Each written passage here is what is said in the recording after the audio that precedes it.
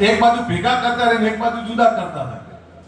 આમાં ઘણીવાર શું થાય કે સારું કામ કરતો હોય થાકી જાય. એટલે તમને વિનંતી કરું કે જે સારું કરે છે આગળ લઈ જાઓ, ખરાબ કરતો હોય એને દબાઈ દો. આ નહીં કરો ને તો આપણા પગ ઉપર કુહાડો મારીએ છીએ. આ પ્રસંગે મને બોલાયો, મારા દરબારમાં દર્શન કરવાનો મોકો આપ્યો, એ બદલ આપ બધાનો આભારી છું. ફરીથી આવનારી પેઢી માટે વ્યસન મુક્તિની વિચારધારાને વધારે મજબૂત કરો. આવનારી પેઢી માટે શિક્ષણની દિશા નક્કી કરો. આવનારી પેઢી માટે રોજગારની દિશા નક્કી કરો. આવનારા સમય માટે, આવનારી પેઢી માટે એને દુનિયામાં કમાવાને, નોકરી કરવાને, ભણવા માટેની દિશા આપો. એ વિનંતી સાથે મારી વાત પૂરી કરું. ફરીથી તમારો આભાર કે રાતના 3 વાગે મેં કહ્યું હતું કે આ સમાજ એક થયો છે, એનો પરચો જોવો કોઈએ હોય તો રાતના 3 વાગ્યાનો મેં કોલ આપેલો. આ દેશમાં ત્રીજી ઘટના હતી. એક જ્યારે દેશ આઝાદ થયો ત્યારે રાત્રિ સભા થયેલી. બિહારમાં જયપ્રકાશ નારાયણનું આંદોલન હતું ત્યારે રાત્રિ સભા થયેલી.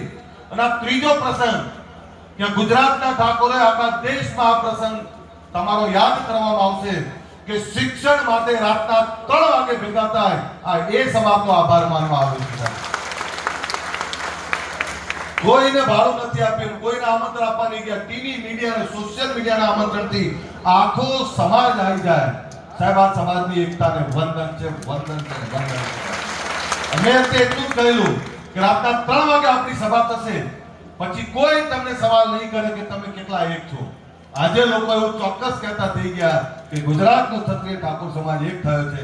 આજે એમાં શિક્ષણની ભૂખ છે, રોજગારની ભૂખ છે.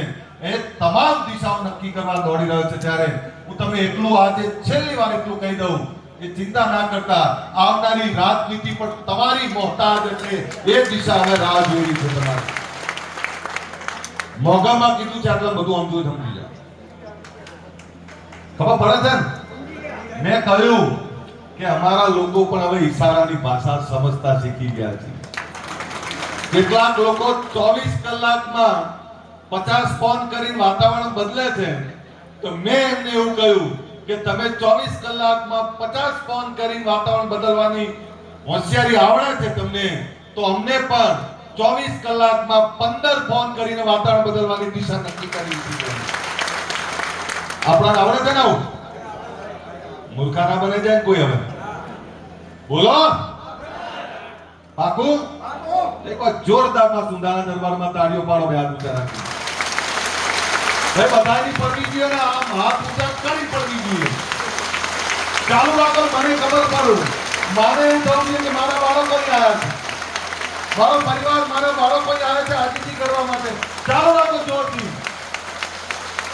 અને મને એવું થવું જોઈએ કે વાહ, મારા બાળકો હવે જાગી ગયા છે.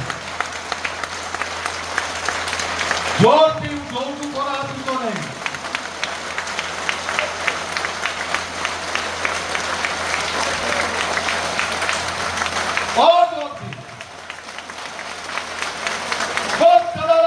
બાપાની સુધા માત કી જય.